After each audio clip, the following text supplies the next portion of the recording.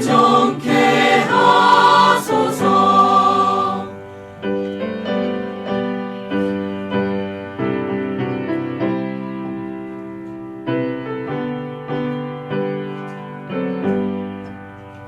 주의 보좌로 나아갈 때에 어찌하니 기쁠까.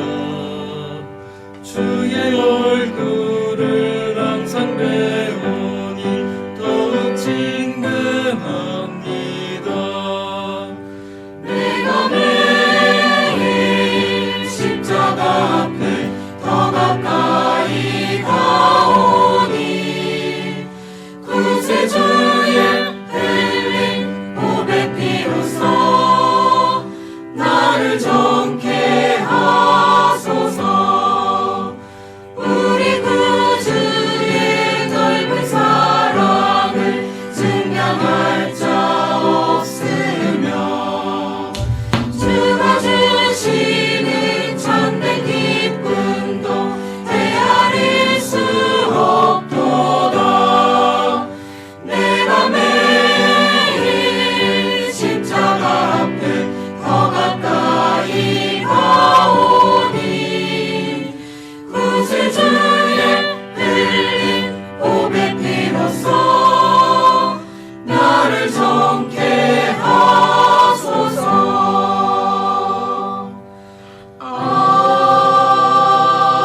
아멘.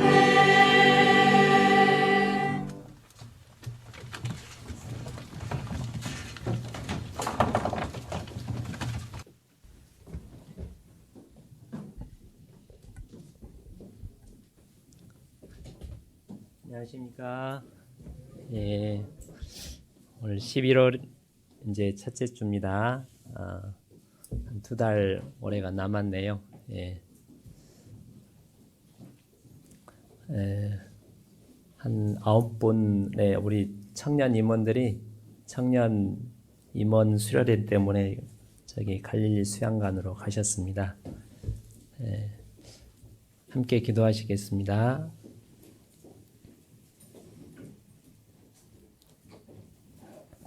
아버지 하나님, 그 많은 죄와 영원한 심판과 멸망에서 그 외아들 되신 예수님의 그 크신 희생의 사랑으로 우리를 구원해 주신 은혜를 기억하며 다시 한번 감사와 찬송을 우리 하나님께 올립니다. 또 지금까지 저희와 늘 함께 하시며 저희 연약함을 붙들어 주시고 항상 은혜로서 붙들어 주신 하나님, 이 자리에 설 수 있도록 보살펴 주신 은혜를 기억하며 감사를 드립니다. 또 우리에게 헛된 세상에서 헛되게 살지 않고 하나님의 썩지 않고 쇠하지 아니하는 영원한 영광을 향하여 진리 가운데 소망 가운데 살게 해주심에 감사를 드립니다. 우리가 하나님 앞에 섰을 때 더 칭찬받고 하나님께 잘했다 인정받는 저희들 되고 조금이라도 덜 부끄러운 모습으로 설 수 있도록 오늘도 말씀을 통해서 저희 마음에 힘을 주시고 붙들어 주시기를 원합니다. 여러 가지 이유로 이 자리에 함께하지 못한 형제 자매님들을 기억하며 위에서 기도합니다. 속히 주님 앞에 돌아와 함께 영광의 길을 갈 수 있도록 도와주옵소서. 해외에서 복음을 전하는 우리 선교사님들과 그 동역하는 모든 분들 가운데 하나님께서 은혜 주셔서 더욱 하나님을 의지하게 하시고 하나님을 의지함으로 공급하시는 능력으로 말미암아 그 모든 것을 기쁨으로 이룰 수 있도록 하나님께서 도와주옵소서. 시종을 주님께 부탁을 드리며 우리 구주 예수님 이름으로 기도 올립니다. 아멘.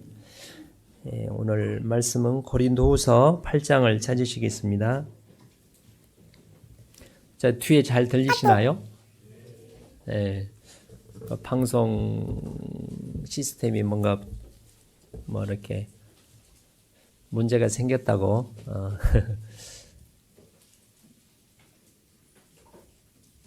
예, 신약성경 293장입니다.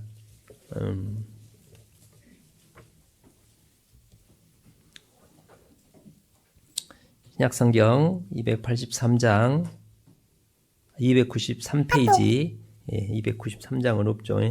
293페이지 8장 1절 2절을 제가 읽겠습니다. 형제들아, 하나님께서 마게도냐의 교회들에게 주신 은혜를 우리가 너희에게 알게 하노니 환난의 많은 시련 가운데서 저희 넘치는 기쁨과 극한 가난이 저희로 풍성한 연보를 넘치도록 하게 하였느니라. 얼마 전에 우리 고린도후서를 읽었었는데요. 바울 사도께서 3차 여행, 3차 선교여행 말미에 그 마게도냐 지역이 지금 빌립보 교회, 그리스 북부 지역에 있는 그리스하고 데살로니가, 베레아 그 지역입니다. 한국으로 치면 북한, 뭐 청진, 뭐 그쪽 함흥 쪽 해당이 되는 그쪽 지역에 하나님께서 엄청난 은혜를 주셨다는 겁니다. 그래서 그 소식을 바울 사도가 듣고 보고 바울 사도가 너무 기뻤습니다. 선하신 하나님께서 사랑하는 그 마게도냐 성도들에게 큰 은혜를 주셨기 때문에 우리 자녀들이 우리 이제 멀리 이제 자녀들 중에 멀리 있는 자녀도 혹 있잖아요. 같이 멀리 떨어져 있는 어떤 자녀에게 하나님께서 큰 은혜를 주셨다는 소식을 내가 들으면 참 기쁘겠죠. 그래서 바울 사도가 너무 기뻐서 혼자 좋아하고 있는 게 아니라 이걸 지금 고린도 후서잖아요. 저 남쪽에 있는, 한국으로 치면 저 목포나 여기 전주 남쪽에 있는 고린도 교회 성도들에게서 그것을 알려주고 싶었어요. 알려주는 이유는 기쁨을 함께 나눌 뿐만 아니라 동일한 큰 은혜를 고린도 성도들도 받았으면 하는 그런 마음 때문에. 우리가 사랑하는 사람이 있다면 좋은 것이 있으면 알려주고 싶잖아요. 나만 혼자 가지고 있는 게 아니라.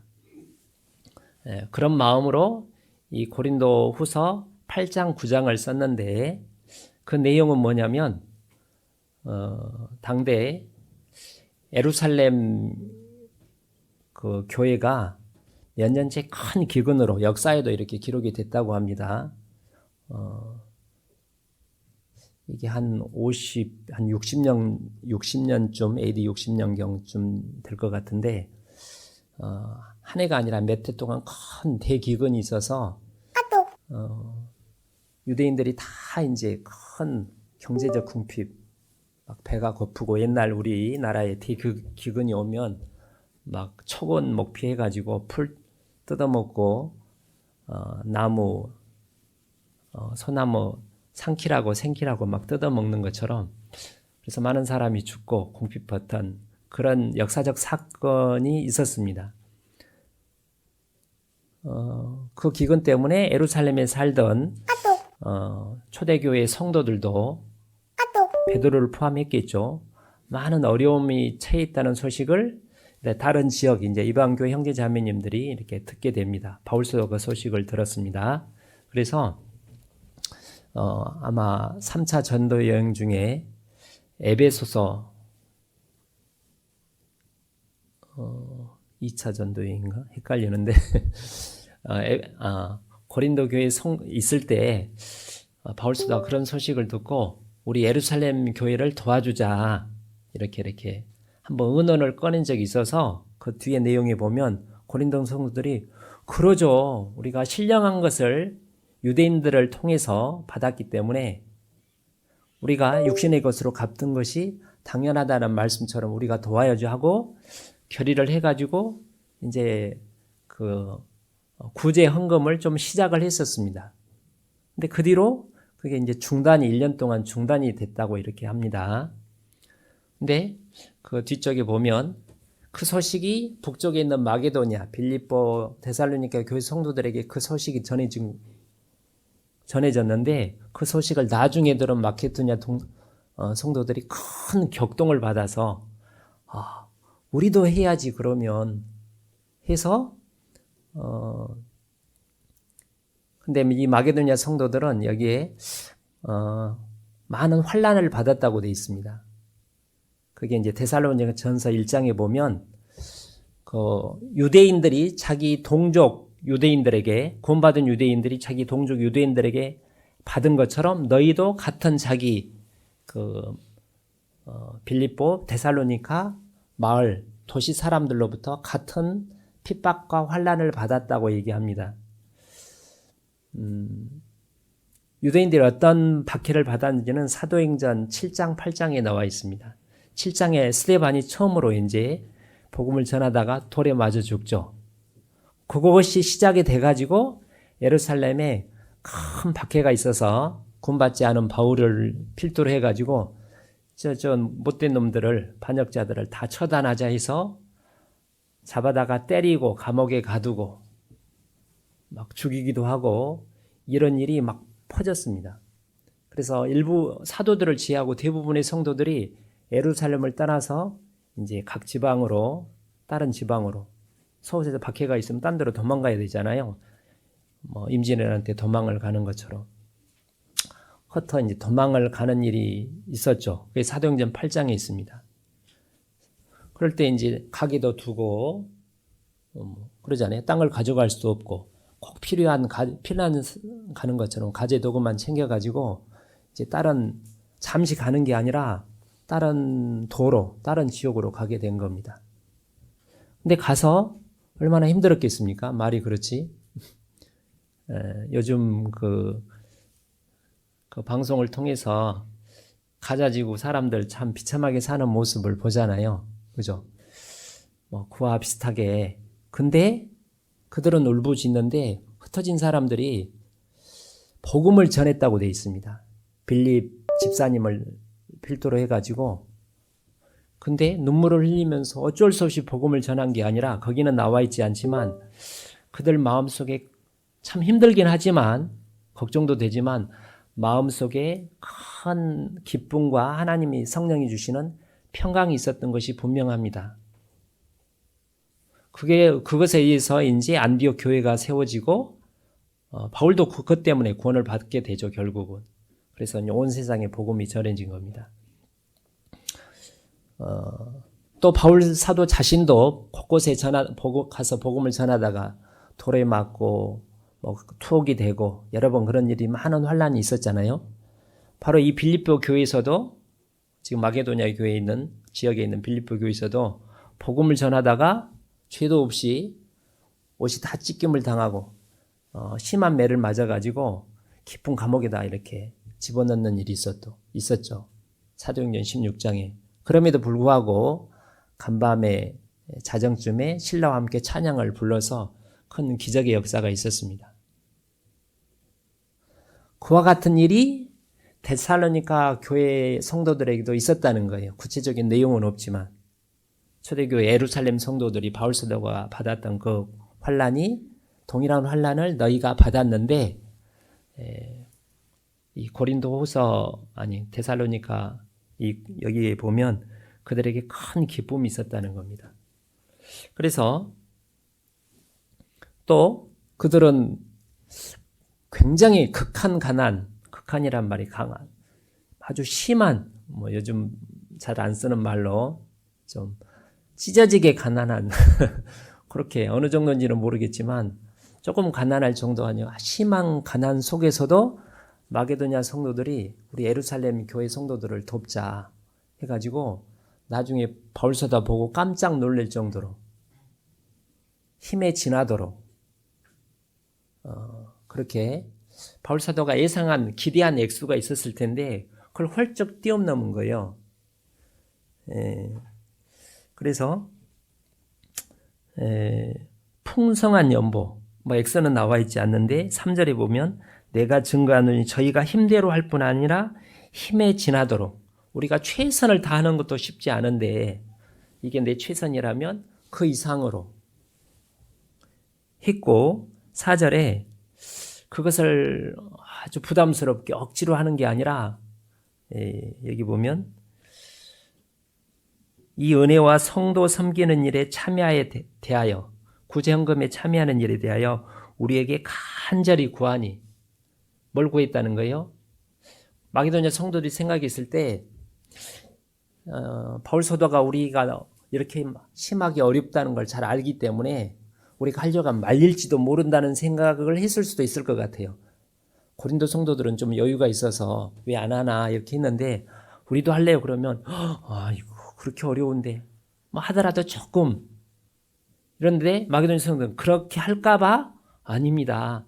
이거는 우리 큰 하나님의 은혜를 보답할 수 있는 좋은 기회이기 때문에 꼭 허락해 주십시오. 반대하면 안 됩니다. 간절하게 부탁을 했다는 거예요. 제발요, 제발요. 그래서 바울 사도가 미안한 마음이 들었을 거 아니에요. 형편을 뻔히 아는데 하도 그러니까 그러면 그렇게 한번 해보라고 했는데 엄청난 액수를 한 거예요.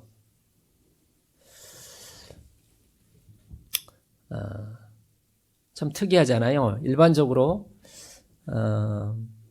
헌금을 하게 될 때 좀 여유 있는 분들은, 상대적으로 좀 여유가, 형편이 좀 좋은 분들은 덜 부담스러울 수 있고,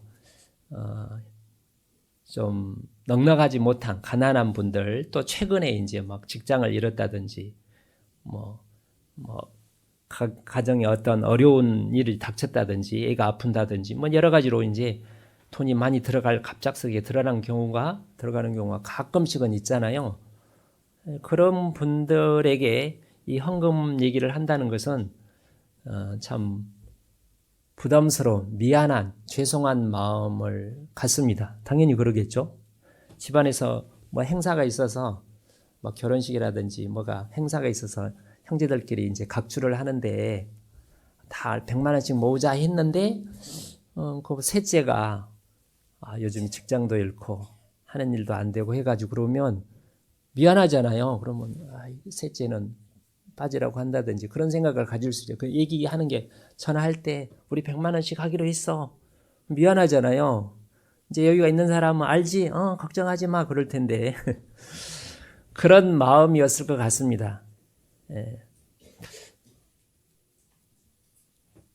제가 이제 저희 교회 헌금 얘기를 그렇게 자주 않잖아요. 근데 제가 건축과 관련돼서 제가 여러 차례 벌써 제 기억으로 3차례 이상 지난번 생활 집회도 그렇고 말씀을 드리는 것이 약간 죄송한 그런 마음도 있습니다. 심하게 죄송한 건 아니고 이게 진리니까. 근데 특별히 이제 어려운 형편인들, 제가 다는 몰라요. 근데 몇몇 어려운 형편에 있는 분들한테서는 그런 생각이 더 든다는 거죠.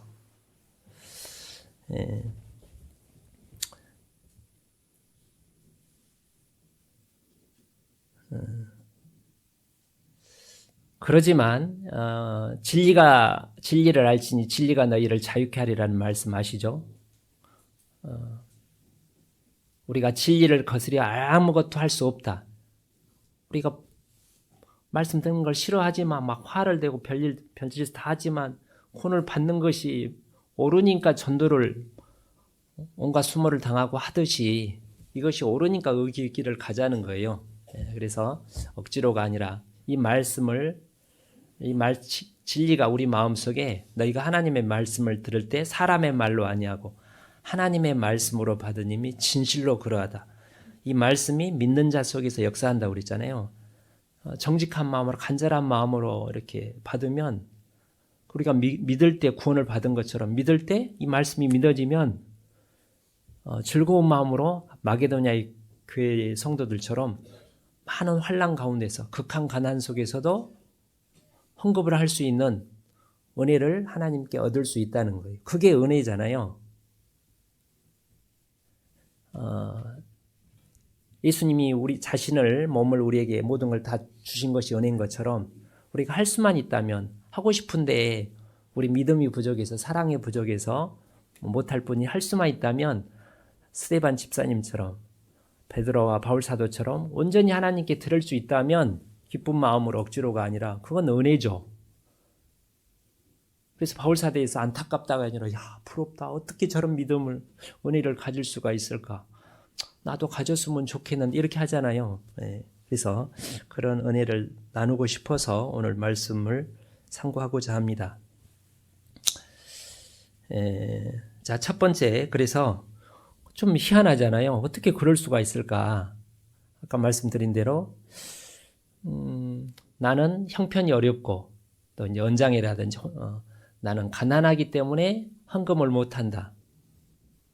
근데 이 말씀은 그 반대잖아요. 고린도 성도들이 여유가 상대적으로 있었는데 약속해놓고 1년 동안 조금씩 미루면서 미적거리고 있었고 더 가난한 마게도냐 성도들이 더 많이 했다는 거예요.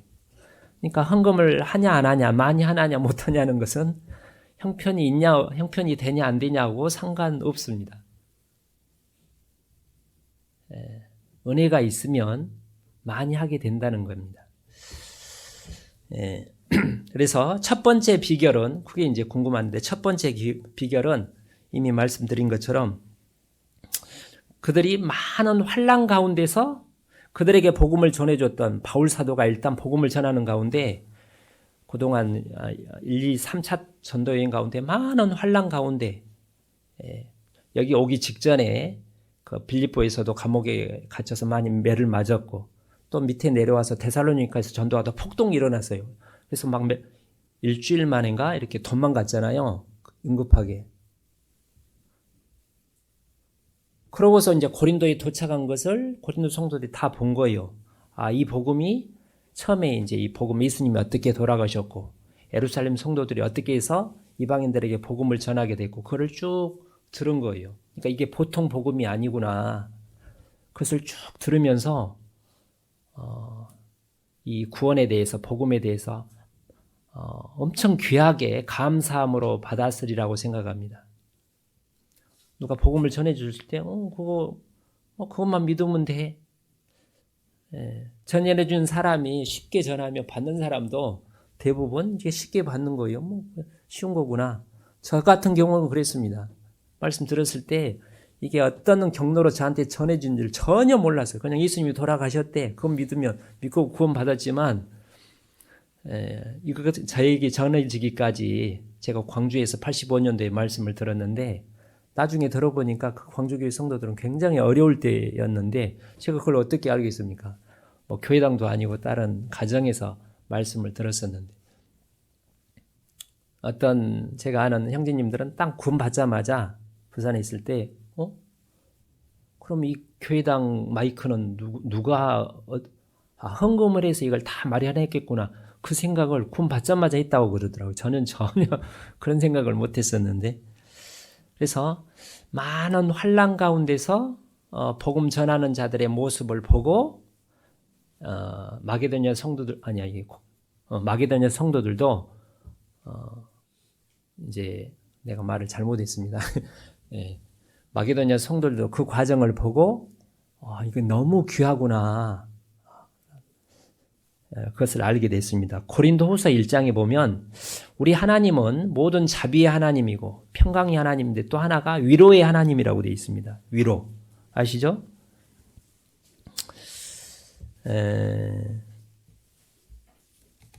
잠만 읽어드리면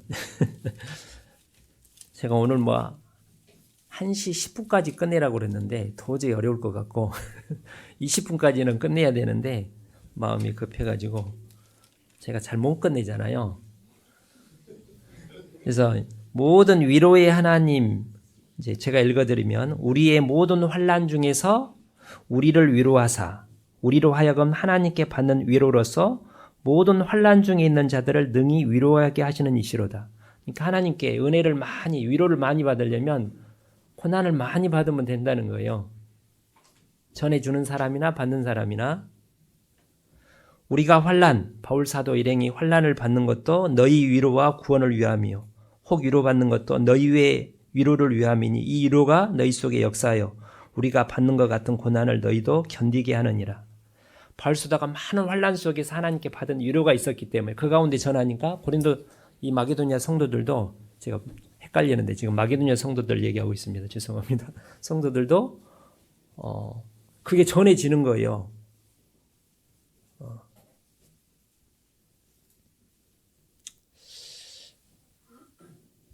그러니까 우리가 고난 가운데 복음을 전하면 건축을 통해서 우리가 초대한 사람들, 가족들이나 친구, 이웃들이 왔을 때도 모르지만 전달이 되겠죠. 우리가 힘없이 살면 구원받은 사람도 힘없이 살게 되는 거예요. 그런가 보다 하고.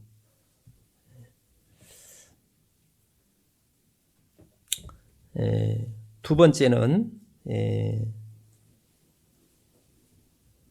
다시 본문에 보시면, 이게 본문은 갈피를 하시고요.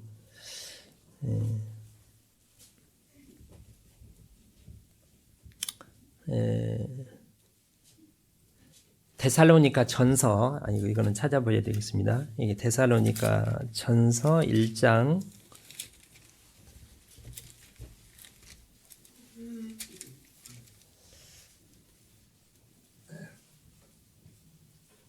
6절입니다.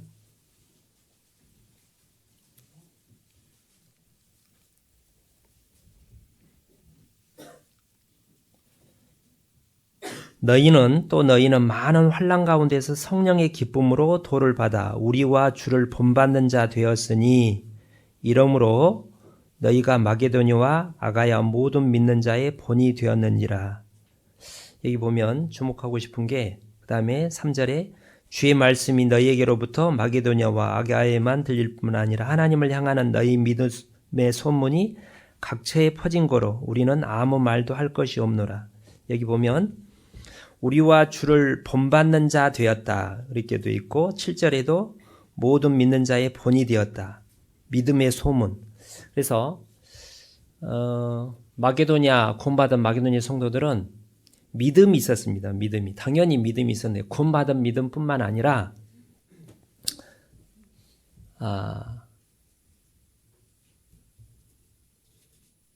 이 구원을 이루기 위해서 예수님이 어떤 희생을 치르셨는지, 고린도후서 8장 9절에, 다시 고린도후서를 보겠습니다. 고린도후서 8장 9절에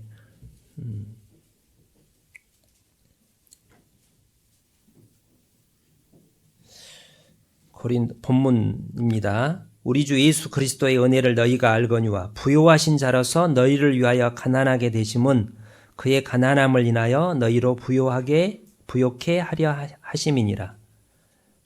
예수님은 가장 부자죠. 모든 걸 가지신 분인데 다 버리셨잖아요. 일부러 이렇게 가장 가난한 집안에 선택해서 태어나시고, 마구간에 태어나시고, 십자가에서 다 버리셔서 하나도 남김없이. 그것 때문에 우리가 구원뿐만 아니라 모든 하나님의 신령한 축복을 다 받을 수 있었다는 거죠. 그걸 마게도냐 성도들은 그냥 구원만 받아 좋아하는 게 아니라, 그것 때문에 우리가 구원을 받았구나. 그 다음에 주와, 아까 우리라고 그랬는데, 이 복음을 전해주는 사람. 히브리서 11장에 이런 말씀이 있어요. 또 어떤 이들은 희롱과 채찍질 뿐 아니라 결박과 옥에 갇히는 시험도 받았으며, 돌로 치는 것과 톱으로 켜는 것과 칼로 죽는 것을 당하고 양과 염소의 가죽을 입고 유리하며 궁핍과 환난과 학대를 받았으니 이런 사람은 세상이 감당치 못하도다. 저희가 광야와 암혈이라는 게 굴이죠, 굴. 석굴과 토굴에 유리하였느니라. 그 결과 이제 우리에게 복음이 전해지는 거예요. 우리나라에서 이제 선교사님들이 많이 와서 죽었고, 우리에게 복음을 전해주신 분들도 그렇겠죠. 가깝게는 우리에게 처음 복음을 전해줬던 지금 원로 목사님들 같은 경우, 제가 이제 이현 목사님 이렇게 말씀을 들으면, 이제 주일 설교에서는 그런 말씀을 잘 안 하시는데, 이제 전도인 수련회 때는 간증을 많이 해주셔요. 한 10여 년 이상, 20년인가 월급이 뭔지를 모르고 살았대요. 있는지도 모르고 이렇게 그런 뭐 우목사님도 마찬가지고 그냥 아이들이 이제 어떻게 할 줄 모르니까 그 사모님들이 막 이제 벌어가지고 그렇게 거의 이제 방치하다시피 일부러 그런 게 아니라 이제 구원받은 분들이 너무 이게 귀하고 중요하다 하면 거기에 온 가지 이제 매진을 올인을 한 거죠. 우리 이제 우리 그 북부 교회만 놓고 보면 이제 3번 이사했다고 그러잖아요. 처음에 독립할 때 한 번 이사하고 2번째 이사할 때 이게 3번째 장소인데 하여튼 많은 분들이 있었겠죠. 그때 그분들이 헌금을 하지 않으셨다면 이 자리가 없는 거잖아요. 우리가 그렇게 생각하면 이제 우리가 무슨 생각을 할 수 있냐면 우리도 그렇게 받았기 때문에 다음 세대, 우리 자녀들, 가족들, 우리 주변 사람들에게 전해주려면 우리가 희생을 해야 되겠네. 그 믿음을 마게도냐 성도들이 가졌다는 겁니다. 제가 좀 이렇게 생각할 수 있어요. 이게 이제 구제 헌금에 대한 부분이잖아요. 근데 이걸 어떻게 건축 헌금으로 이렇게 적용을 할 수 있느냐? 초도 교회 때는 교회당 건축이 전혀 없었어요. 예수님 당시도 그렇고 사도 AD 300년 동안 다 가정에서 모였습니다. 들키면 막 핍박당하고 숨어서 지하교회처럼. 그러니까 뭐 교회당을 마을에 이렇게 지을 수가 없었어요. 이제 로마가 기독교를 공인하고 인정을 하면서 이제 마을 회당을 지었지 그전에는 몰래 숨어서 지었기 때문에 숨어서 이렇게 신앙생활을 했기 때문에 교회당 건축이 신약 성경에 나올 수가 없어요. 구약 성경 말고는. 그러죠? 그러니까 구제 헌금보다는 그는 이제 다른 형제 자매를 돕는 일인데 우리가 하는 이제 건축 헌금은 직접적으로 주님께 이제 드리는 거죠. 구제 헌금도 주님께 드리는 거지만 그러니까 같은 원리를 적용할 수 있는 겁니다.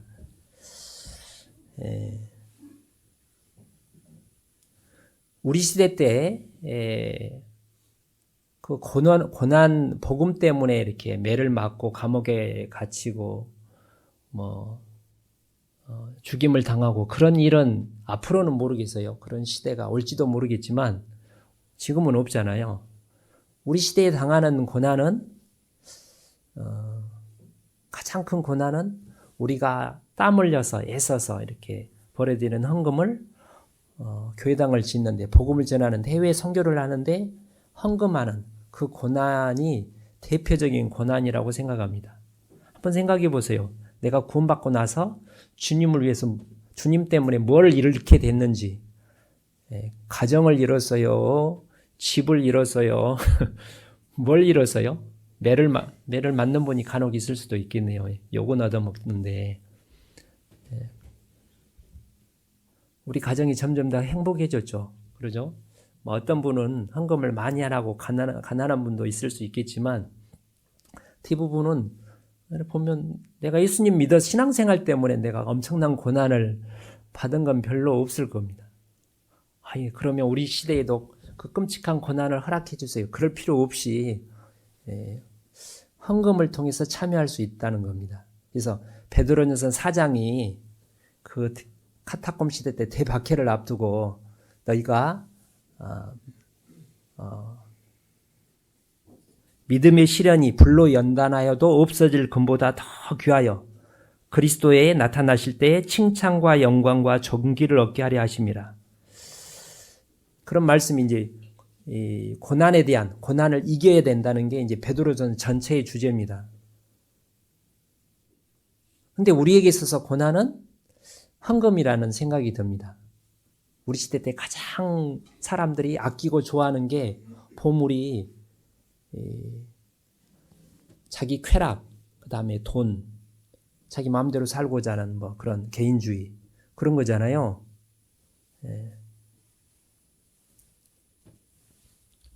그러지 않겠습니까? 그래서 베드로전서 2장에 이를 위하여 너희가 부르심을 입었으니 고난을 받도록 하는 것이 하나님 뜻입니다. 그렇죠? 고난 받는 것이.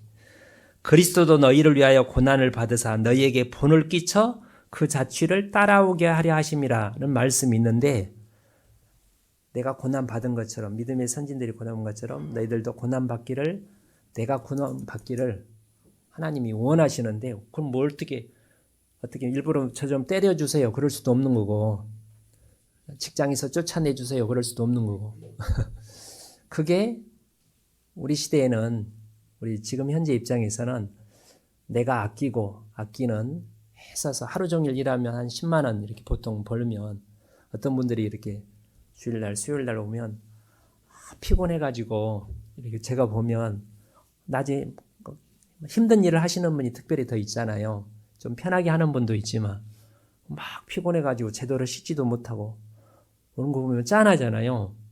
그렇게 해가지고 이제 막 한 200~300만 벌어서 헌금을 11조는 당연한 거지만 그걸 1년, 2년 모은 거를 하나님께 드리려고 할 때 그게 쉬운 게 아니죠. 그게 고난이라는 거예요. 어떻게 생각하십니까? 다시 본문 고린도후서 9장을 보겠습니다.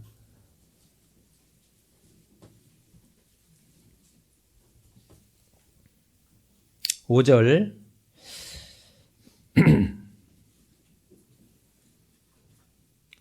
이러므로 내가 이 형제들로 먼저 너희에게 가서 너희 전에 약속한 연보를 헌금을 미리 준비케 하도록 권면하는 것이 필요한 줄 생각하였느니 이렇게 준비하여야 참 연보답고 억지가 아니니라. 여기 연보라 요즘은 옛날 분들은 연보라는 말을 썼는데 연보돈 그래서 교회 안 다녔지만 그런 얘기는 얼핏 들었는데 지금은 연보돈이라는 말보다는 그냥 헌금이라고 이렇게 표현을 합니다. 예. 여기서 이제 참 연보라는 말이 참 헌금이 뭐냐? 우리 말에는 없는데 이제 헬라의 원어 사전에 연보가 율리기아라는데요. 율리기아 그 뜻이 축복, 그다음에 선한 일 그런 뜻이 있답니다. 원래 뜻이 우리 말에는 알 수가 없는데 원래 그 어원을 따져 보면 그래서 그를 미루어서 이렇게 이제 해석을 해보면. 하나님께 이미 받은 큰 축복과 은혜를 받은 축복을 마땅히 보답하고 싶어서 자원에서 감사함으로 하나님께 드리는 헌금이 선한 일이라는 거예요. 그게 참 연보라는 겁니다. 그래서 헌금은 마음 자세 하나님의 마음의 중심을 보는잖아요. 자녀가 부모에게 용돈을 생활비를 드리는데 드리죠. 자녀들은 부모에게 뭐 형편이 다 다를 수 있겠지만 생활비를 당연히 연로한 부모님에게 주지 말라고 하더라도 드려야 될 것 같아요. 형편이 자기를 위해서도 나는 없으면 넉넉하다고 하지만 그래도 좀 드려야지 당연히 제 생각에 드렸는데 아까워서 괜히 우리 아버지 빨리 안 돌아가시고 만약에 그거를 그런 못되는 사람도 있을 수 있잖아요. 실제로 있기도 하고 세상에서. 그걸 부모가 안다면 얼마나 참 서글프겠어요. 슬픈 일이죠. 그게 아니라 양과 상관을 기쁜 마음으로 정말 나를 낳고 길러주신 은혜에 보답하는 마음으로 감사하는 마음 들을 때 액수와 상관없이 부모 마음이 흐뭇하고 기쁘겠죠. 이게 참 연보라는 거예요. 그래서 이제 아까 이제 그 연보가 율리기아라고 되어 있는데 예배라는 의미도 있고 구약 성경에 이제 제사가 예배입니다. 양이나 소가 살아있는 짐승을 죽이는 거예요. 그죠? 그러니까 내 자신을 너희 몸을 거룩한 너희 몸을 하나님이 기뻐하는 거룩한 산 제사로 드리라. 나를 이제 드리는 거예요. 내 자신을 드리는 게 육신은 드리기 싫은데 처복종시켜야 돼요. 그것이 하나님을 기쁘게 하는 거예요. 쓰다 남았는데요, 받으세요가 아니라 나의 쓸 것을 나도 보통 이제 왜 생활비를 안 주냐 그러면 형편이 지금 다 어려운데 부모도 그걸 이해를 해요. 자녀가 생활비 주나요? 우리 애들도 다 애들 키우느라고 얼마나 요즘 힘든데. 부모는 애 키울 때 안 힘들었어요. 그래도 키웠잖아요. 부모 생활비 드리는 것도 똑같죠. 형편돼서 드리면 아마 돌아가실 때까지 못 드릴 거예요. 가능성이 커요. 쪼개서 드리는 거예요. 내 거를 내가 못 먹고 자식에게 투자할 것도 부모에게 드려야죠. 예. 그러면 하나님께 축복을 받는다는 거예요. 하나님이 그걸 보고 부모에게 꼼사던 돈이 있다면 저 자식 더 줘야지. 그런 마음이 절로 들 것 같아요. 경험은 안 했지만. 보통 이제 법적으로 뭐 똑같이 나누게 돼 있는데 살아있을 때는 뭐 더 줄 수 있는 거잖아요. 예. 자, 8절에 보시면 6절에 9장 6절에 이것이 적게 심는 자는 적게 거두고 많이 심는 자는 많이 거둔다 하는 말이로다. 이게 농사 짓는 분 우리 교회에 몇 분 계시는데 당연한 말이잖아요. 예. 이제 이거를 좀 다른 번역본에 이렇게 되어 있습니다. 참 이렇게 적게라는 게 인색하게라는 뜻이 있고 뜻이 있는 게 아니라 뜻이고요. 많이 심는다는 말이 관대한 마음으로 뿌린다는 의미랍니다. 그래서 인색하게 뿌리는 자는 인색하게 거두고 관대한 마음으로 넉넉히 뿌리는 자는 넉넉하게 수확을 할 것이다. 당연한 거죠.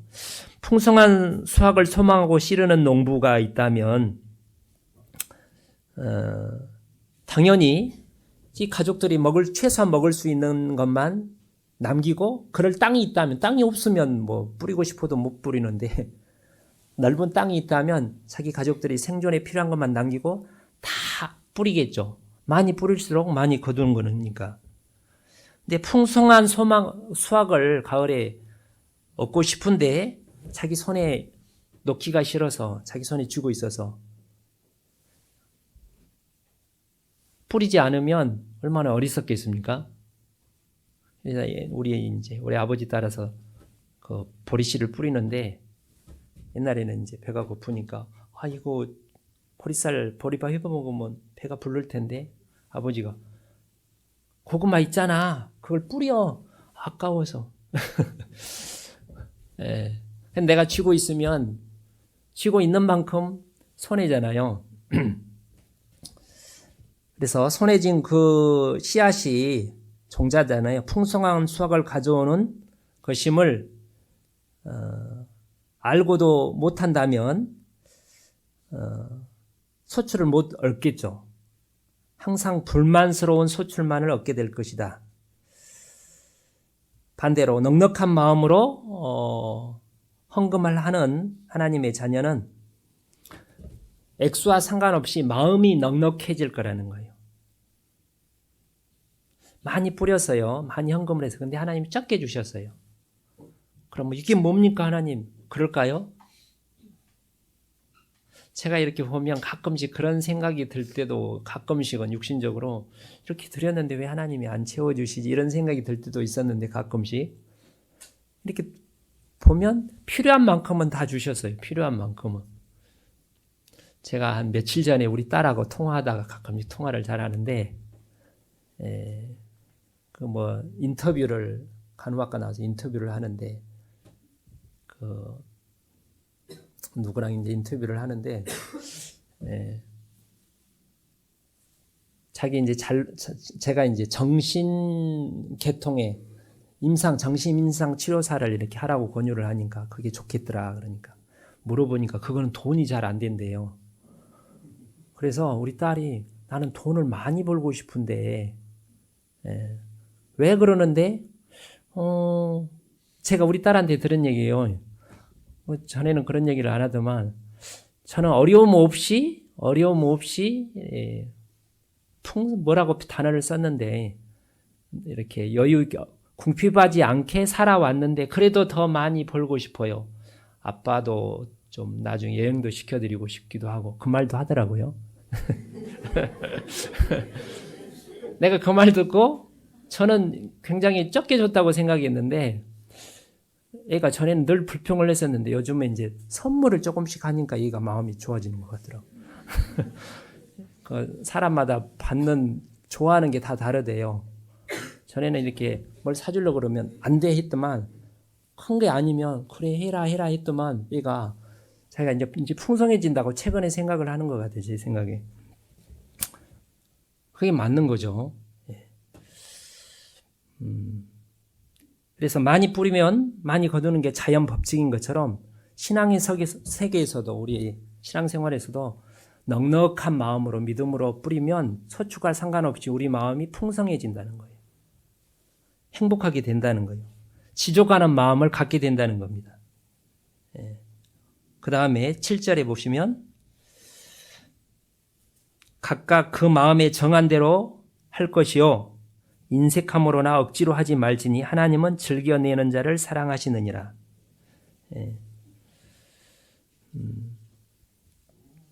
여기 인색함으로라는 말이 에크류페스인데 근심으로 돈을 낸다는 생각에 슬픈 마음으로 뭐 그런 의미도 있고요. 억지로라는 말은 마치 송곳니를 빼는 것과 같은 언짢은 마음으로 어금니를 빼는 것 같은. 제가 만든 건 아니에요. 주석서에 그렇게 돼 있더라고요. 그래서 하나님은 정한 대로 즐거운 마음으로 드리는 것을 이렇게 원하신다고 하셨습니다. 제가 저기 그 어떤 선교지에 있는 한 형제가 전도인 후보로 있다가 탈락한 뭔 일 때문에 탈락한 형제인데 제가 오기 직전에 거기 땅 사는 헌금을 했거든요. 땅 사는 여기에 비하면 땅을 사는 헌금을 할 때 그분이 제가 이제 저한테 했던 말이 이 말을 인용하면서 성경에 억지로 하지 말라니까 자기는 편한 마음으로 억지로 한 건 하나님 뜻이 아니라고. 그러니까 이제 자기 편하게 그렇게 해가지고 제가 이제 말은 안 했어요.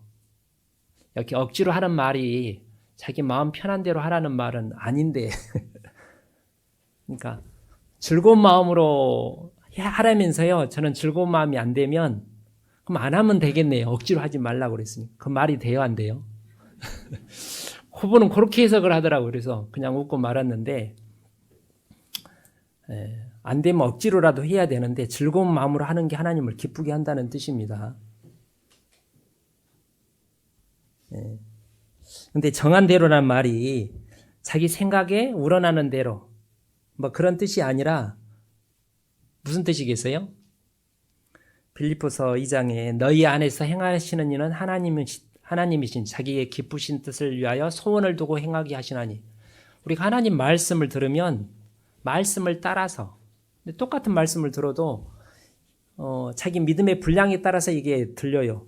힘껏이라는 말이 어떤 분은 많은 액수로 힘껏이라고 생각하고 믿음이 작은 사람은 조금만 액수도 힘껏이라고 생각하는 거예요. 그거는 아무도 알 수 없습니다. 자기 양심에 따라 다르기 때문에 그래서 말씀이 주는 대로 말씀을 듣고 간증을 듣고 감동을 받은 대로 하나님이 이 정도는 해야지 하나님이 정하신 대로 그 뜻이에요. 그 정한 대로란 말이 내 생각대로란 얘기가 아니라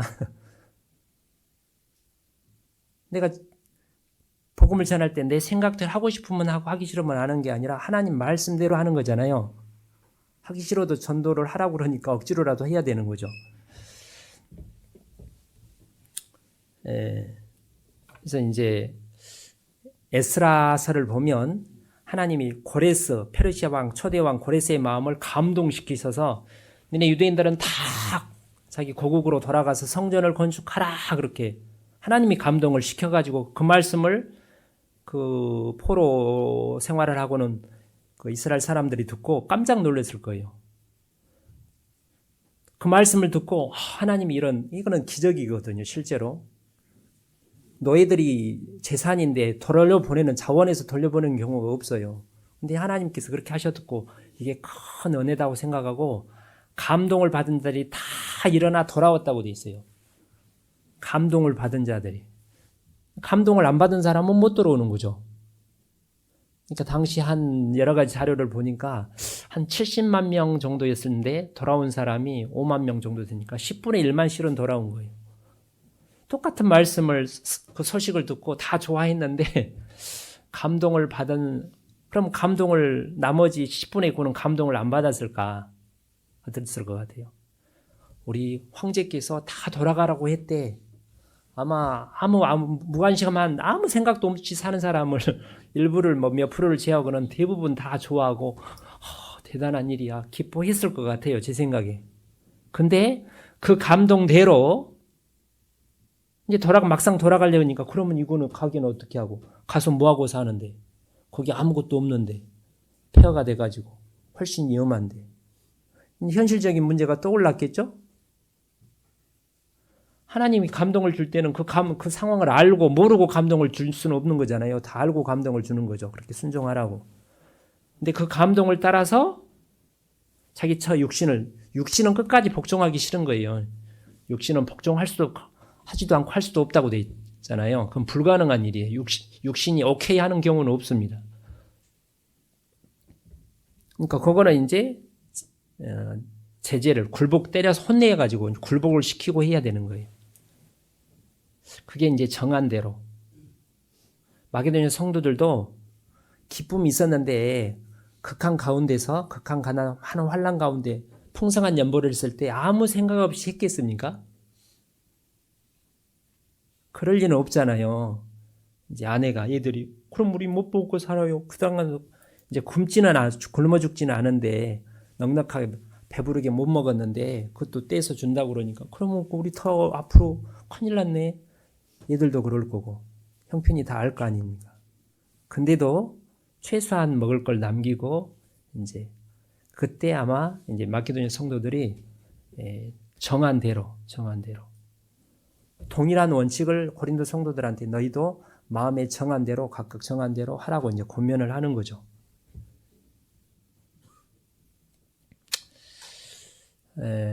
그래서 첫 번째 원칙이요. 제가 여기 보면 여기 고린도 후서에 보면 8장에 보시면이 8장이 11절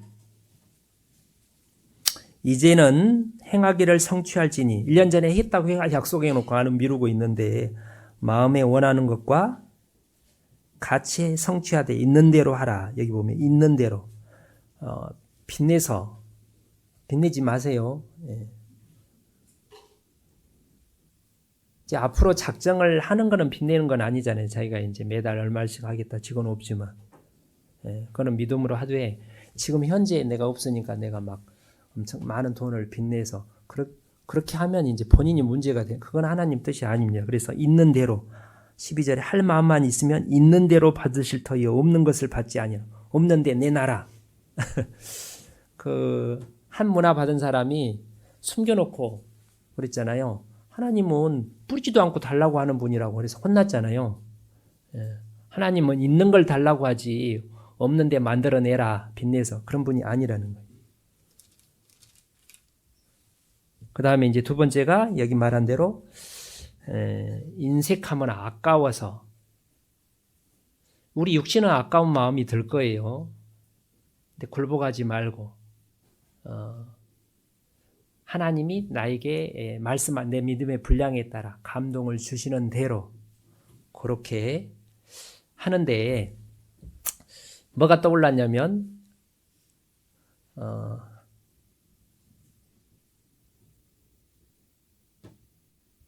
여호수아 14장에 여호수아 갈렙 아시죠? 민수기 13, 4장에 10명의 정탐꾼은 이제 땅을 악평했어요. 근데 여호수아 갈렙은 그래 땅도 좋고 적들은 강하지만 하나님이 우리와 함께 하시니까 그래서 이제 믿음으로 순종해서 축복을 받았는데 그것에 대해서 여호수아 14장에 제가 여러 번 인용을 했는데 이렇게 말합니다. 갈렙이 내 나이 40세에 여호와의 종 모세가 가데스 바네아에서 나를 보내어 이 땅을 정탐케 함으로 내 마음에 성실한 대로 그에게 보고하였고 내 마음에 성실한 대로 기억나실지 모르는데 제가 이걸 가지고 주일 설교를 한 것 같은데요. 성실한 대로가 내 마음에 말씀이 있는 대로 그런 뜻입니다. 12명이 아니라 12명은 다 모세를 통해서 전해진 하나님 말씀을 이적도 보고 말씀도 들었어요. 함께 한다고 도와준다고. 근데 들었는데 그 말씀대로 안 한 거죠. 나와 함께 올라갔던 내 형제들은 백성의 간담을 높게 하였으나 우리 안 된다. 나는 나의 하나님 여호와를 온전히 쫓았으므로. 갈렙이 그 말씀을 들었을 때 갈렙도 사람인데 적들이 강하고 이게 보통 일이 아니라는 것을 두려운 마음도 있었겠죠. 근데 말씀을 받은 대로 하나님이 양심 얘기하는 대로 그러나 하나님이 강하지 않느냐? 그렇지. 그러면 두렵지만 들어가라. 그걸 온전히 쫓았다는 거예요. 그 과정 속에서 기도가 필요합니다. 우리가 말씀이 진리라는 걸 알지만 우리가 배우자. 아, 그렇구나. 아, 그렇구나. 근데 그걸 실행하는 데 있어서는 이제 이렇게 또 다른 문제예요. 이걸 해야 되나 말아야 되나. 요단강 들어가는 게 그러다가 빠져 죽으면 어떡하지 이렇게 생각이 드는데 그때 이제 계속 들은 말씀을 묵상하고 말씀을 붙들고 기도하는 거예요. 하나님, 제가 이것을 굴복시키도록 도와주십시오. 예수님이 겟세마네 동산에서 심한 통곡과 눈물로 간구와 소원을 올린 것처럼 마치 야곱이 형 예사를 만나 이제 고향으로 돌아올 때 형 예사가 400명 군사를 데리고 왔잖아요. 죽이러 온 거예요. 근데 분명히 그 전에 하나님이 보호해 준다고 했는데 자기도 알아요. 하나님 보호해 준다고 했는데 왜 보호해 준다고 했으면 믿으면 되는데 믿긴 믿는데 안 믿어지는 거죠. 그러니까 이제 막 선물도 계속 나누어서 보내다가 그다음에 제 앞에 첩의 아들 보내고 그다음에 라헬 아들 그다음에 제일 뒤에 레아 그다음에 제일 뒤에 라헬 아들을 딱 데리고 온갖 육신의 방법을 다 동원하다가 창세기 32장에 마지막에 어떻게 했냐면 어떻게 했어요? 혼자 남았어요. 그 라헬 사랑하는 라헬 요셉까지 다 보내고 나서 같이 가족의 일을 한 게 아니라 혼자 남았어요. 그리고 밤새도록 하나님과 씨름했다고 돼 있어요. 그 씨름이 격렬한 먼지가 일어날 정도로 이 발이 막 소가 싸움할 때 뒤에 먼지가 흙먼지가 일어나는 것처럼 격렬한 몸싸움이랍니다.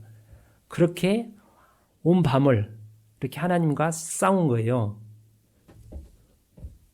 그래서 이제 날이 새려고 하니까 하나님이 이제 가끔씩 나타나는 예수님인데 나 가야 되니까 나라 그러니까 안 됩니다.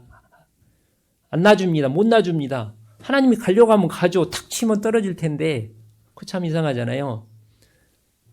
축복해 주지 않을 때까지 저를 놔주지 않겠습니다. 내 이름이 무엇이냐? 야곱입니다. 내 이스라엘이라고 하고 그 환도표를 쳤잖아요. 나를 축복해 주시란 말은 나를 굴복시켜달라 그런 말과 똑같습니다. 굴복하는 게 축복인 거예요. 근데 내 힘으로 굴복이 안 된다니까요. 내 힘으로 육신을 이긴다고요? 못 이긴다고요? 로마서 8장에 그 불가능한 일이에요. 알지만 안 돼요. 그러니까 성령을 보내주시는 거죠. 그러니까 말씀으로 묵상으로 기도 가운데 간절히 기도하면 축복을 받아요. 축복을 받는 게 자기를 굴복시키는 거예요. 하나님은 나한테 구해서 너를 굴복시킬 힘을 달라고 구해라. 그러니까 제발 예수님이 갈 때 나라 그런 게 아니라 나라는 말이 실제로는 너무는 안 돼. 너 끝까지 나한테 붙잡아야 돼. 그런 말을 그렇게 한 거죠.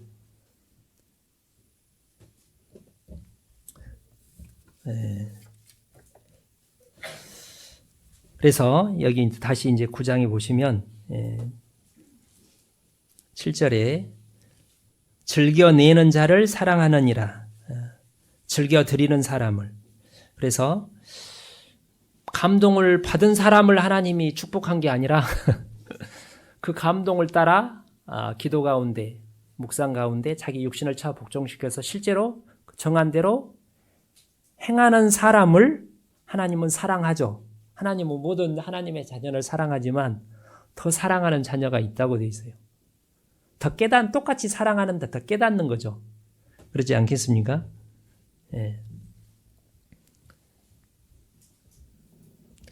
9장 8절에 하나님이 능히 모든 은혜를 너희에게 넘치게 하시나니 이는 너희로 모든 일에 항상 모든 것이 넉넉하여 모든 착한 일을 넘치게 하게 하려 하심이니라.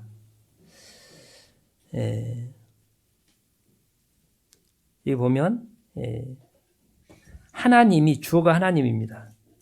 하나님이 모든 일을 너희에게 넘치게 하시나니. 그래서 하나님의 은혜가 풍성하게 주어질 때 우리들은 받은 은혜만큼 하나님께 드릴 수 있습니다. 하나님께는 자녀들에게 넘치는 은혜를 주실 능력이 있는데 그것은 착한 일을 하시도록 하기 위해서라는 거예요.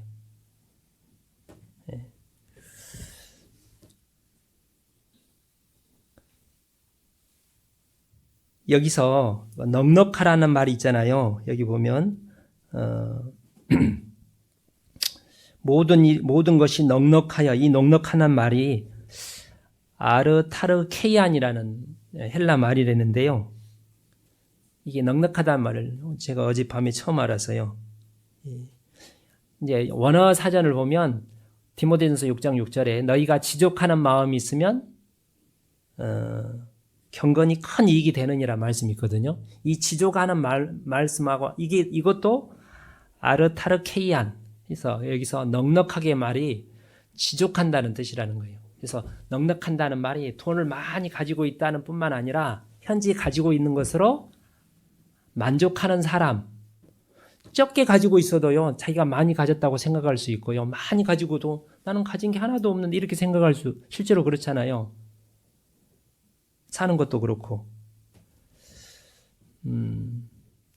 그래서 하박국 3장에 무화과 나무에 아무 무화과 달린 무화과도 없고, 포도나무에 포도도 없고, 감나무 나무에 소출도 없고, 밭에 식물도 없고, 우리에는 양도 없고, 외양간에는 소가 없을지라도, 그러니까 이게 이제 하박국 선지자가 진짜 그렇게 없는 건데, 나는 여호와로 인하여 즐거워하며 나의 구원의 하나님을 인하여 기뻐하리로다. 주 여호와는 나의 힘이시라. 나의 발을 사슴과 같게 하사 나로 높은 곳을 다니게 하시리로다. 그러니까 하박국 선지자는 엄청 없는데 있다고 생각을 한 거잖아요. 왜 그럴까요? 제가 이제 우리 다음 주에 13일 날 우리 필리핀 선교 가는데 제가 이제 갔다 온 분 얘기를 이렇게 들어보면 제가 선교지 했던 멕시코보다 훨씬 가난한 것 같아요. 2배 정도는. 제가 좀 기대가 되는데, 근데 그들이 대부분은요, 행복하게 만지족하고 살아요. 제가 이제 항상 선교지 갈 때 은혜가 되는 거는, 아프리카 갔다 온 분들도 울먹이는 거는, 이렇게 뭐, 하루 3끼를 못 먹는다고 그러잖아요. 한 끼, 2끼를 먹는데도 힘들죠, 사는 거는. 근데, 지족하게 사는 거예요. 그래서 부끄러운 거죠. 나는 이렇게 가진 게 많은데 왜 이렇게 불만이 많을까, 이런 생각 때문에. 그런 거 보면 내가 얼마나 갔냐가 아니라 이게 내가 지족하느냐 그렇지 않느냐의 차이인 것 같습니다. 그 다음에 9절 기록한 바 저가 흩어 가난한 자들에게 주었으니 그 의가 영원토록 있느니라. 여기 흩어라는 말이 뿌려버린다는 거잖아요. 자기가 가진 재물을 함부로 쓴다는 의미가 아니라 자기 손 안에 이렇게 머물러 있는 재물을 아낌없이 하나님께 드리는 것, 그것을 통해서 이 세상이 끝나고 영원한 세상이 펼쳐질 때 우리 주님께서 영원히 내가 한 일에 대해서 칭찬을, 영광을 주실 것을 믿는 거죠. 다시 10절에 보시면 10절, 심는 자에게 씨와 먹을 양식을 주시는 이가 너희 심을 것을 주사 풍성하게 하시고 너의 의의 열매를 더하게 하시리니. 같은 말이 이렇게 반복이 되는데, 겉으로 보면 씨앗은 작은 씨앗은 뭐 보잘것도 없습니다. 근데 그 씨앗 안에 사과씨 하나가 있다면, 배씨 하나가 있다면 이게 많은 가능성, 그 안에 생명이 있잖아요. 그잖아요?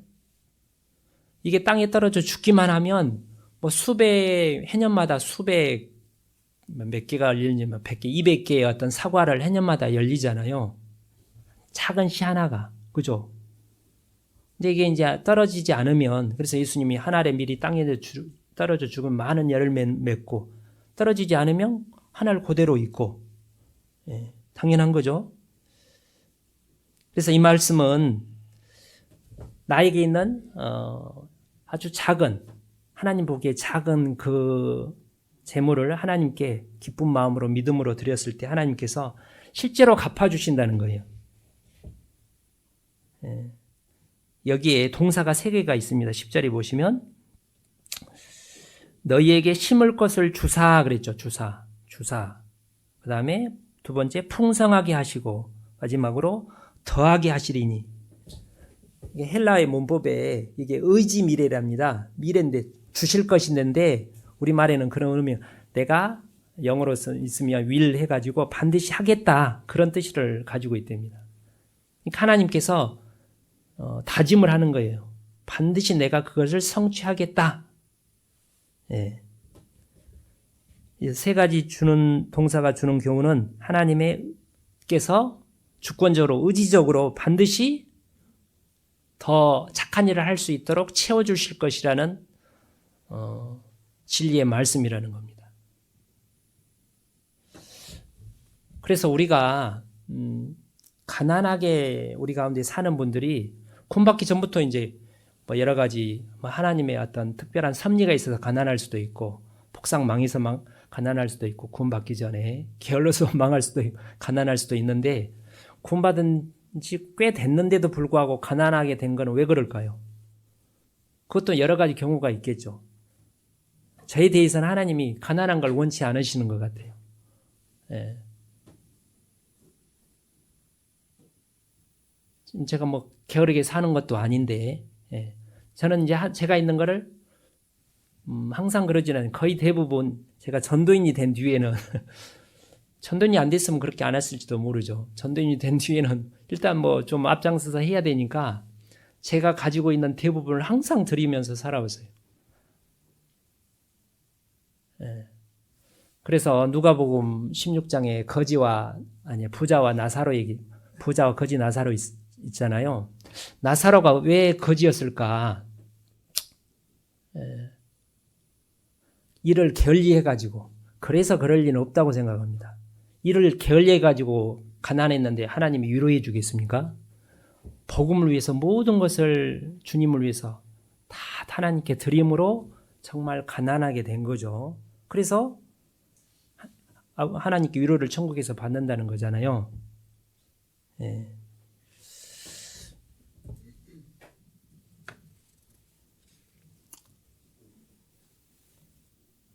근데 어떤 분들은 제가 이제 몰라요. 각자 형편은 다르니까 열심히 사는데도 하나님 이렇게 계속 가난하게 된 이유는 헌금을 안 했기 때문에 그럴 가능성이 있는 거예요. 아까 이런 마음으로, 이런 믿음을 가지고 하나님 더 채워주고 싶은데 꽉 쥐고 있으니까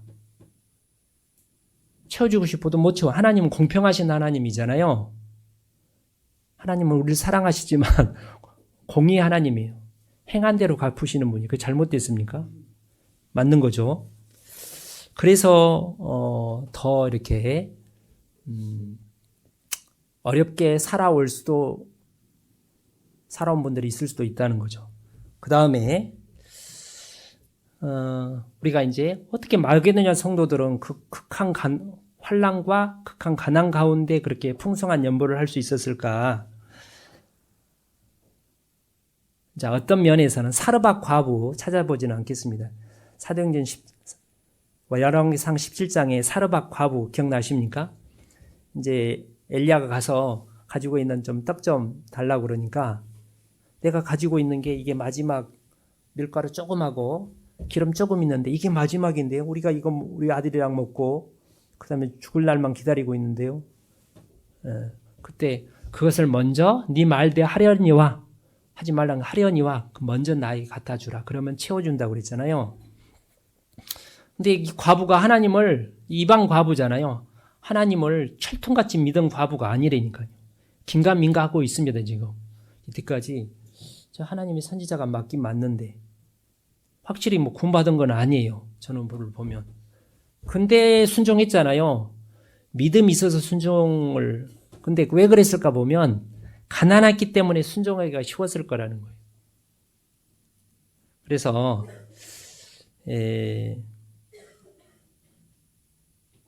야고보서에 하나님이 세상에 대하여는 가난한 자를 택하사 믿음에 부요하게 하시고, 많이 있는 분들이 많이 드리는 것보다, 다 드리는 것보다 없는 분들이 다 드리는 게 더, 제가 볼 때는 더 훨씬 더 쉬워요. 예. 고린도서 1장 8절에 형제들아 너희가 아시아에서 당한 환난을 내가 모르기를 원치 아니하노니 힘에 지나도록 심한 고생을 받아 살 소망까지 끊어지고 우리 마음에 사형 선고를 받은 줄 알았으니 그런 일이 이제 바울 사도가 드문데 얼마나 힘들었으면 그 위대한 사도가 이제 나는 이제 죽고 싶다. 왜 그랬냐면 이는 우리로 자기를 의뢰하지 말고 오직 죽은 자를 다시 살리시는 하나님만 의뢰하게 하심이니라. 그 가운데 도움을 받았어요. 이제 이렇게 우리 어떤 자매님 부모님처럼 사람이 할 수 있는 일이 있고 할 수 없는 일이 있잖아요. 사람이 할 수 있는 데는 한 대까지 해야 되는데 사람으로는 의사도 안 되는 부분은 그때는 이제 할 수 있는 부분은 내가 할 텐데 그거는 내가 할 수 있는 부분은 이제 하나님만 이렇게 바라볼 수가 없잖아요. 그래서 우리 가운데 정말 사는 게 힘든 분들은 여유가 있는 분들은 하나님 도움이 없이도 그래도 조금 살 수 있잖아요. 여유가 있으니까. 없는 분들은 더더욱 하나님의 도움이 필요하잖아요. 그게 기회라는 거예요. 하나님께 도움을 받을 수 있는. 말씀을 믿고 하나님께 이 만물을 하나님께 드림으로. 꼭 건축한 것뿐만 아니라 그게 이렇게 겁이 나서 못하는 분은 온전한 11제라도 먼저 실천을 하셔요. 제가 이제 이번 말씀을 쭉 듣고 준비하면서 제가 후회가 되는 거는 그래요. 제가 다는 아니고 한 반 정도 신방을 갔는데 헌금에 대해서 한 분 안 물어봤어요. 앞으로는 물어볼 생각입니다. 유익을 위해서. 예, 이게 은혜이기 때문에 그런 거예요. 부담을 주는 게 아니라 이게 하나님의 도움을 받는 방법이기 때문에. 예.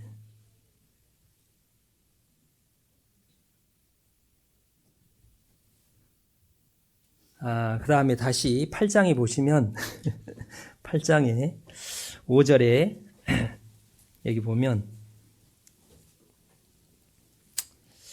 우리의 바라던 것뿐 아니라 바울 사도 일행들이 기대했던 것 전혀 기대하지 못한 건데 저희가 먼저 자신을 주께 드리고 또 하나님의 뜻을 쫓아 우리에게 주었도다. 자, 여러 가지 이유가 있었다고 그랬죠. 그들은 믿음이 있었고 또 극한 어떤 환난 가운데 복음을 들음으로 감사가 훨씬 하나님이 주시는 위로와 기쁨이 컸었고 또 하나가 또 연결되는 부분인데 자신을 하나님께 온전히 먼저 그러니까 자기의 것을 마리아 향유를 하나님께 300데나리온에 예수님께 부어드렸던 마리아가 드리기 전에 자기 자신을 하나님께 드렸겠죠. 11조를 드리는데 자기 자신을 드리는 것은 아니겠지만 자기의 온전히 이렇게 드리려면 자기 자신을 드린 거예요. 자기 자신을. 저는 하나님 것입니다. 내 것이 다 하나님 것입니다. 근데 어떻게 자기 자신을 우리는 고린도후서 3장에 핏값으로 우리를 고린도후서 6장에 핏값으로 우리를 샀으니까 다 하나님 거라는 거는 다 알죠. 뭐 이렇게 좀만 배우면 내 생명이 누구 거예요? 하나님 거죠. 모든 건 다 하나님 거죠. 그거는 아는데 실제로 다 드리는 거는 쉽지가 않아요. 그 드릴 수 있는 힘이 거기 8절에 내가 명령으로 하는 말이 아니요 오직 다른 이들의 간절함을 가지고 너희의 사랑의 진실함을 증명코자 함이니라.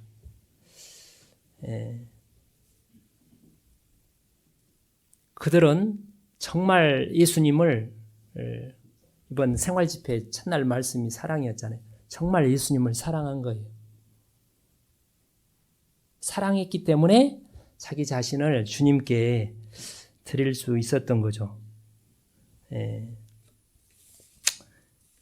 하나님 사랑합니다. 찬양도 가끔씩 하고 근데 그런 마음 별로 없을 때 쑥스럽잖아요. 고백도 하고 가끔씩 간증도 하는데 우리가 예수님이 베드로한테 물어봤잖아요. 너 정말 나 사랑해? 모든 사람보다 더 나를 사랑해? 이 마게도냐 성도들은 그것을 증명하고 싶었던 거예요. 하나님께 사랑했다는 것을 예수님도 자기 자신을 우리가 원수 되었을 때 자기를 먼저 드림으로 우리에 대한 자기의 사랑을 확정한 것처럼 그렇게 안 했으면 우리를 진짜 사랑했나 우리가 어떻게 구 못 받을 거예요. 근데 마게도냐 성도들은 정말 그걸 증명해드리고 싶었어요. 하나님 마음을 기쁘게 해드리기 위해서. 예수님이 살았을 때 별로 기쁜 일이 별로 없었는데 그 마리아가 그다음에 이제 그 죄인인 여자가 향유를 다 쏟아부었을 때 제자들이 막 화를 내고 막 성을 냈잖아요. 가난한 자라도 나눠줘야지. 그걸 다 아깝게 버리냐? 저를 괴롭게 하지 말라. 저는 내게 좋은 일을 하였느니라. 예수님이 그 마음을 보시고 무척 기뻐했겠죠. 마게도냐 성도들도 이 헛된 세상에서 단 한 번 사는 일생 가운데 내가 주님을 기쁘게 좀 뭐 마리아처럼은 아닐지라도 그래도 좀 한 번이라도 기쁘게 해드릴 내 사랑을 증명할 수 있다면 내가 증명하고 싶다. 그런 마음이 있지 않았을까 그런 생각을 해봅니다. 예. 그 다음에 누가복음 15장 여기 이제 이런 말씀이 좀 있습니다.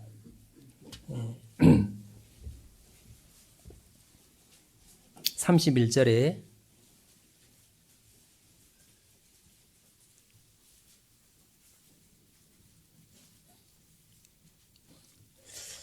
큰아들한테 아버지가 하는 말입니다. 아버지가 이르되 애 너는 항상 나와 함께 있으니 내 것이 다 내 것이로되. 이제 큰 아들이 일하고 밖에 돌아왔다가 자기 동생이 돌아왔는데 막 손잡아서 잔치하는 걸 보고 막 화를 냈잖아요.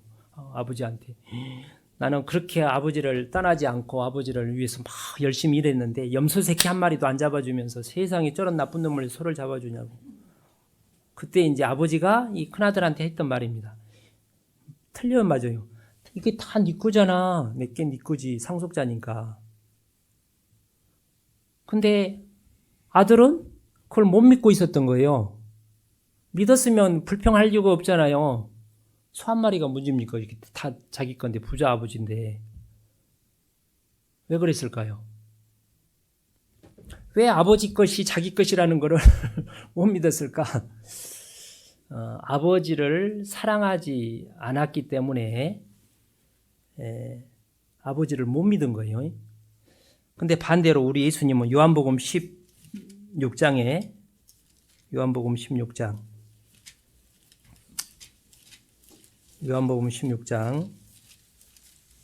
15절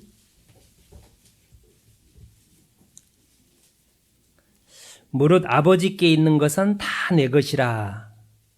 자, 여기 같이 한번 읽어보죠. 무릇 아버지께 있는 것은 다 내 것이라. 예수님이 하신 말씀입니다. 예수님은 우리 아버지께 다 내 거야. 그걸 확실히 믿었어요. 근데 예수님 왜 믿었을까? 자, 17장 그 한 장 옆에 보면 17장 10절에요.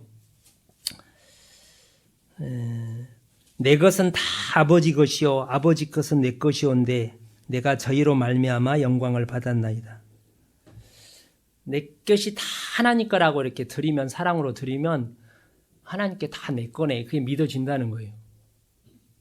다 하나님 건데 그런 마음이 있으나 없으나 이제 그 뭐 생활에 염려 자체가 없고 못 먹고 살지 앞으로 그런 생각이 없고 하나님이 필요한 대로 채워주겠지. 많이 필요하면 많이 줄 거고 많이 있으면 오히려 해롭다 싶으면 적게 줄 거고 하나님이 가장 나에게 최선의 방법으로 주겠지. 어떤 형편이든지 감사하는 마음을 갖게 될 거라는 거예요. 그리고 하나님 복음을 쓸 때는 믿음으로 주면 하나님 채워주신다는 믿음을 가질 거라는 겁니다. 어떻게 하면요.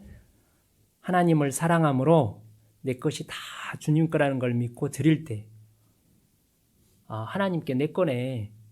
그런 생각을 믿음을 가질 수 있다는 겁니다. 자, 고린도 후서 6장에 10절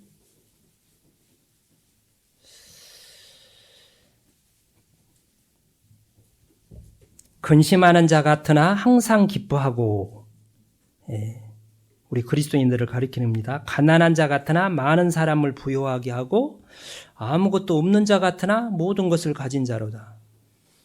실제로 우리 주변에 이렇게 이런 삶, 별로 가난한데 다른 사람을 잘 도와주는 거예요. 액수와 상관없이 막 도와주고.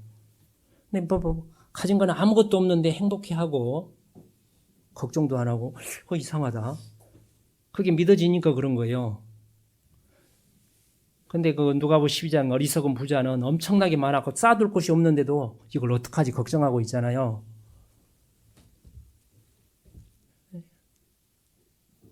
그래서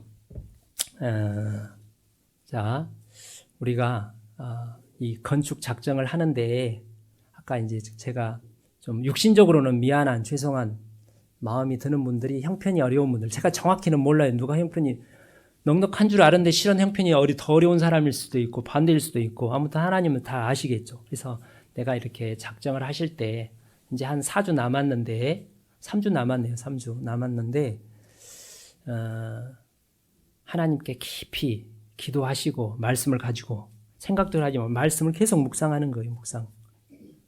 제가 역대상 29장, 고린도후서 8, 9장, 그 다음에 학개서 1, 2장 뭐 그렇게 하라고 말씀드렸잖아요. 이게 몇 달 전에 얘기한 겁니다. 계속 묵상을 하는 거예요. 믿어지면 은혜로 할 수 있는 거고 안 믿어지면 믿음의 분량만큼 하나님이 주신 은혜대로 자기 육신을 차 복종시켜서 그렇게 하시면 되겠습니다. 그리고 한 분도 빠지지 말고 우리 초등학생들도 중학생뿐만 초등학생들도 용돈 받잖아요. 부모님이 이렇게 좀 액수와 상관없이 가르치는 거예요. 이 설 때 세뱃돈 많이 받잖아요. 우리 애들도 그 세뱃돈 상당히 많이 받더라고요. 어떨 때는. 참 잘했다고 생각이 듭니다. 얘한테 큰 상이 되겠죠. 강제로 하면 애들한테 상이 안 되니까 잘 설명하면 애들이 또 끄떡끄떡해요. 아까워하면서도 어른보다 어떨 때 보면 그래 우리 애들은 그러더라고요. 상당히 반대할 것 같은데 약간 하지만 그래요 이렇게. 좀 그것도 좀 미스테리긴 한데 의외로 아직 돈의 액수를 잘 몰라서 그런지 그래서 모든 분들이 이렇게 참여를 안 하면 자기 스스로 자책에 대해서 뒤처지게 될 가능성이 커요. 괜히 뭐라 하는 사람도 없는데 아무도 몰라요. 회개하는 분 빼놓고는 뭐 그잖아요. 그러니까 사람 의식하지 말고 하나님 앞에 자기 양심대로 하는 겁니다. 그래서 최선을 다해서 우리가 한 대로 건축하면 되는 거예요. 많이 하면 더 크게 하는 거고 적게 하면 적게 하는 거고 그러잖아요.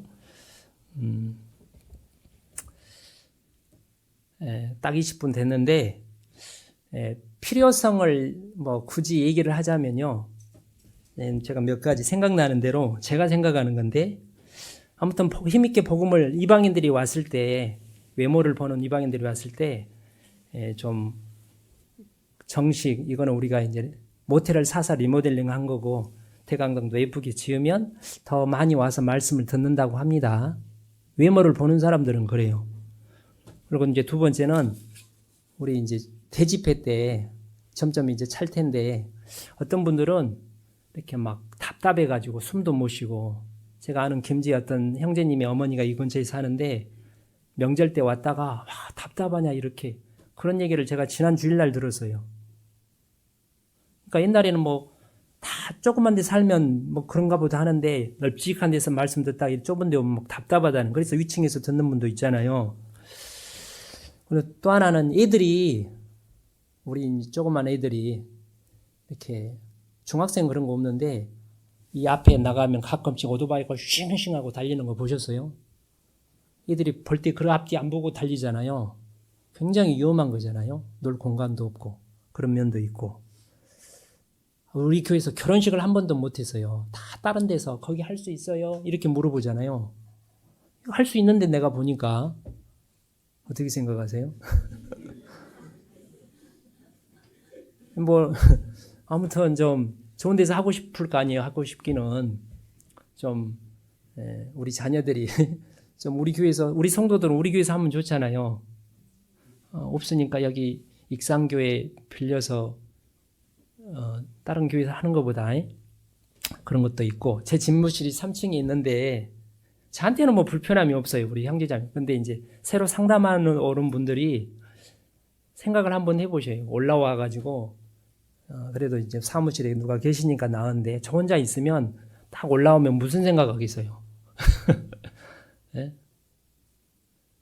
예, 그런 것도 있을 거라는 생각이 듭니다. 뭐 주차. 아무튼 우리가 복음을 위해서 이렇게 주님을 사랑하는 만큼 힘껏 작정을 해 주시기를 부탁을 드리겠습니다.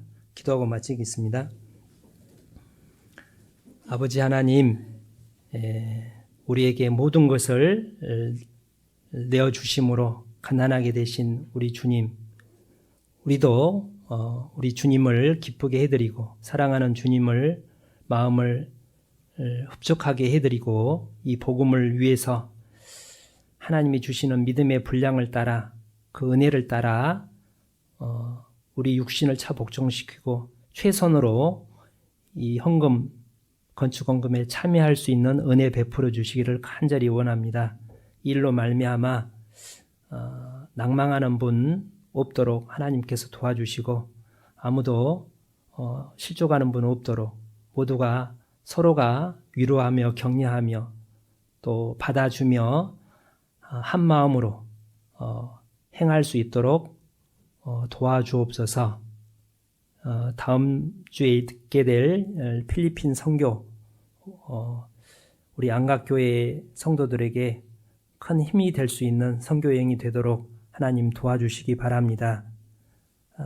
또 안각교회뿐만 아니라 저희에게도 큰 유익을 얻을 수 있도록 인도하여 주옵소서. 우리 구주 예수님 이름으로 기도 올립니다. 아멘. 찬송가 은혜 찬송 123장입니다.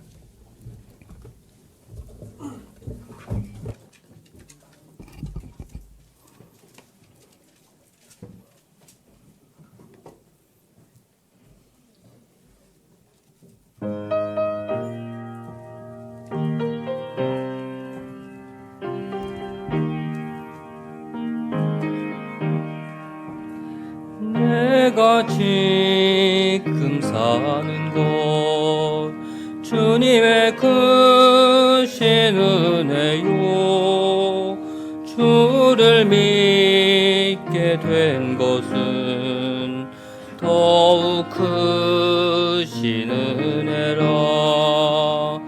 넘치는 주의 사랑 놀라운 주의 은혜 날마다 경험하며 주께 감사합니다. 세상에서 당하는 환난 고초 많으나 이길 힘을 주시니 더욱 크신 은혜라 답답할 때 기도로 쓰러질 때 손길로 어루만져 주시니 주여 감사합니다. 하늘에는 영광이 우리에겐 기쁨이 날로 더해가는 것 더욱 크신 은혜라 쌓여진 사랑도 감당할 길 없어서 몸과 마음 드립니다. 진정 감사합니다.